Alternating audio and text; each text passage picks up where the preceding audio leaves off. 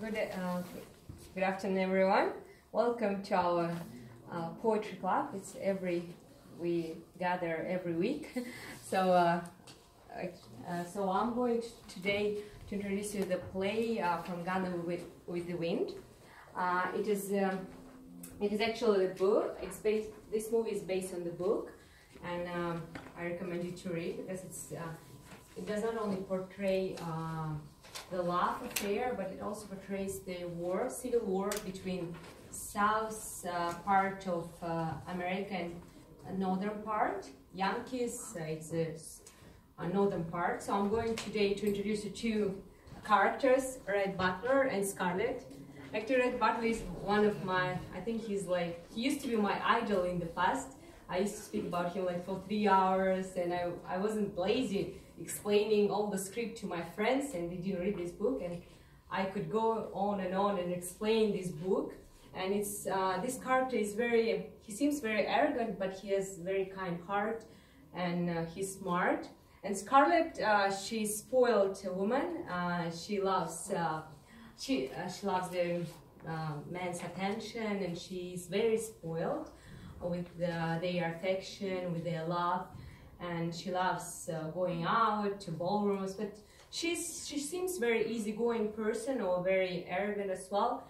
But you can see when you read this book that her character is developed, and she's a very strong woman.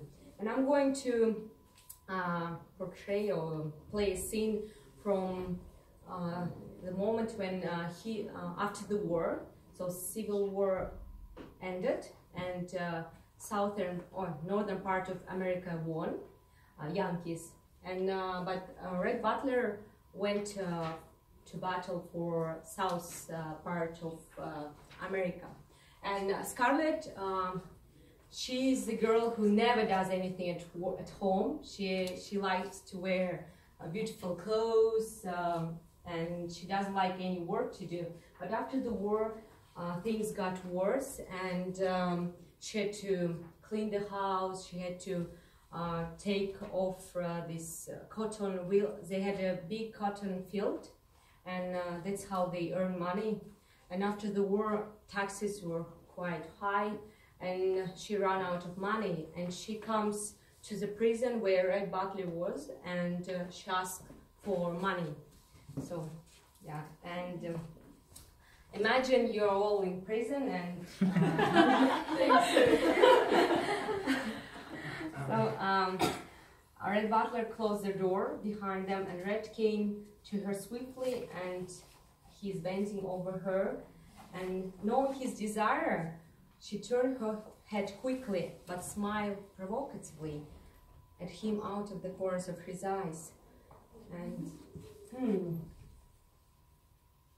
can't I really kiss you, Scarlett? On the forehead, like a brother. Thank you, no. I prefer to wait and hope for better things. But how good of you to come to see me, Scarlett. You are the first respectable citizen who has called on me since my incarceration, and being in jail makes one appreciate friends. When did you come to town? Yesterday afternoon. And you came out this morning? Why, dear? Why are you here? I don't know. I just came to see you in jail. I heard from my Aunt Petey that you are here. Oh, it's worth being in jail and hearing such words. You see, I never expected you to forgive me for my patriotic conduct that night on the road. But I take this call as it means that you have forgiven me. No, I haven't forgiven you. Another hope crushed.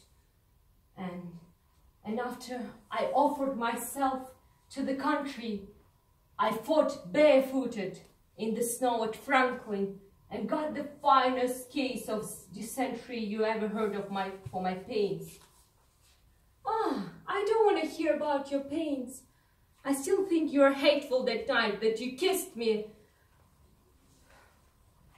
and you left us. You knew that we're gonna lose this war. Huh, but nothing did happen to you. So you see, my confidence in you was justified. I knew that you'd get home safely, and God help any Yankee got in your way. Red, why on earth did you do such a silly thing, enlisting on the last minute when you knew we were going to get licked? And after all, you said about idiots who went out and got shot. Oh, Scarlett, spare me. I'm always overcome with shame when I think about it. Well, I'm glad you learned that you're ashamed that you left us. Ah, you've forgiven me. Young ladies don't dare Yankee sentries to see a prisoner just for the charity's sweepsake and come all dressed up like you are now. Scarlett, how pretty you look. Thank God you aren't in rags or mourning. I get so sick of women in dowdy old clothes. You look like the Rue de la Paix. Turn around, my dear, and let me look at you. Oh, you look very prosperous and very, very tidy. Oh, and almost all good enough to eat. If it wasn't for the Yankees sitting outside of our prison, you're quite safe, my dear. I'm not gonna touch you. Sit down.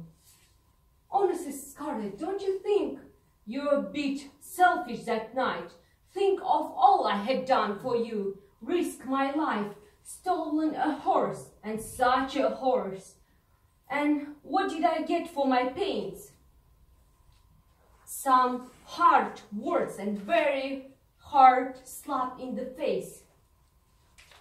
Huh, must you always get something for your pains? Huh, why, of course. I'm a monster of selfishness, as you ought to know. I always expect payment for anything I give. Ah, all right, you aren't so bad. You just like to show off. But Scarlett, how are you? Tell me how you've been doing since I last saw you. Oh, I've been doing so nicely, thank you, and everything is so fine now. But Red, it is so dull in the country now. Imagine there aren't any balls, any barbecues, and the only thing people talk about is the war. Goodness, I get sick of it. I got so tired. You look beautiful in these ball dresses, my dear, and you know it too, worse luck. Red, I'm so sorry about you. When I said to you that night, you know, at Rough and Ready, I was so frightened and upset. That's why I didn't kiss you back. And she looked up at his eyes with his swift and glowing glance. Oh, Red, I would die if they hung you. I couldn't bear it. I'd die. Oh my God, Scarlett. You can't mean that it's you. And he took her hands, and this was a stranger's palm, not Scarlett O'Hara's soft, white, dimpled, helpless one. This hand was rough from war, brown, with sunburn, splashed with freckles. Look at me, Scarlett. So have you been doing nicely at Tara, have you? Cleared so much money in the cotton, you can go visiting. What have you been doing with your hands? Plowing? These are not the hands of a lady. Oh, shut up! It is none of your business. Your hands are certainly not of my business. I think you're real rude to throw off on my poor hands. Just because I went riding last week. Riding? Hell! You've been working with these hands, working like a nigger. What's the answer? Why did you lie to me about everything being nice at Tara?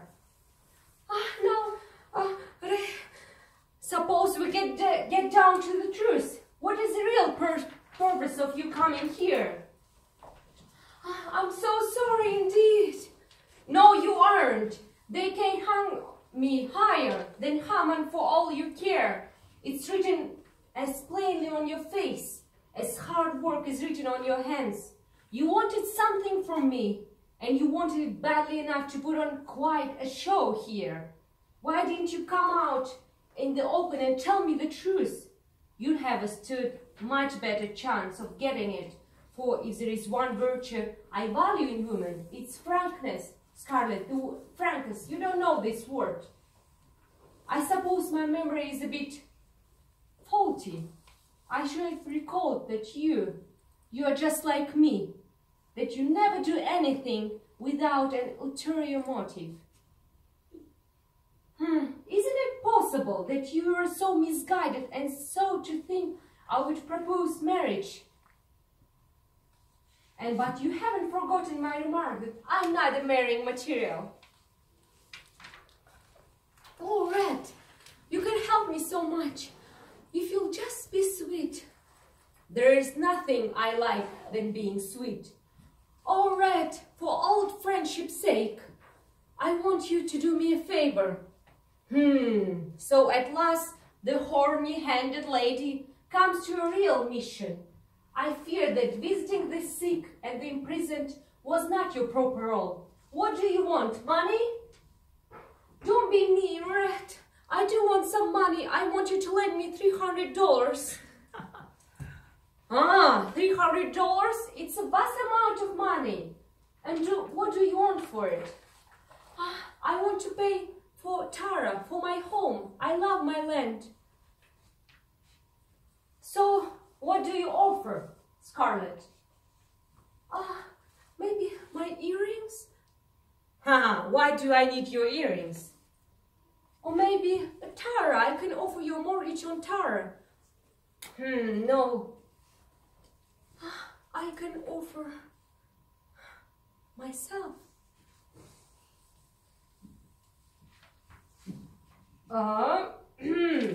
Really? You remember that night? You remember that night during the aunt's porridge? Then we had this kiss. You said you want me so badly. And you said you never wanted a woman as you wanted me. Just a minute. What makes you think that I still want you? What makes you think you are worth $300? Most women don't come that high. I was abroad, was surrounded by different women from France, from England. But Red, are you going to give me that money? I can offer you everything I have. I couldn't give it to you even if I wanted. I haven't have even a cent on me. There's not $1 in Atlanta. I have some money, yes, it's true. However, they're all abroad. What do you think of that? Oh, good, you, Red, you come to it. Why are you doing that?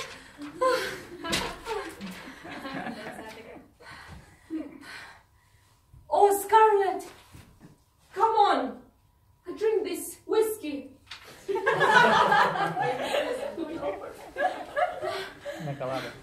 you want my advice?